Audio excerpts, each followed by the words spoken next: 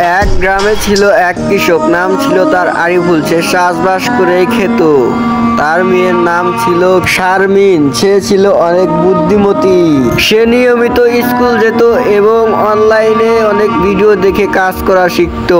অনেক বুদ্ধিমতী ছিল সে। হঠাৎ করে একদিন গ্রামে খরা হয়। সেখানে ফল ফলান্তির গাছ সব মরে যায়, কোনো চাষবাস হয় না।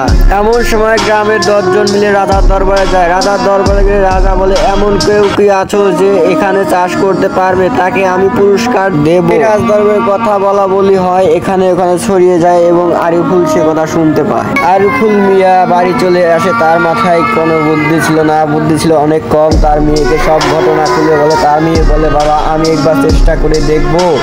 এই বলে দুজন রাজার দরবারে চলে আসে এবং রাজার দরবারে এসে বলে, একটা কলসির ভিতর পানি দিয়ে সেই কলসির ভিতর গাছ লাগাবো। এতে কলসিতে পানি থাকার কারণে গাছ মরবে না এবং কলসিতে অল্প পানি খরচ করে আমরা গাছ বাঁচাতে পারবো।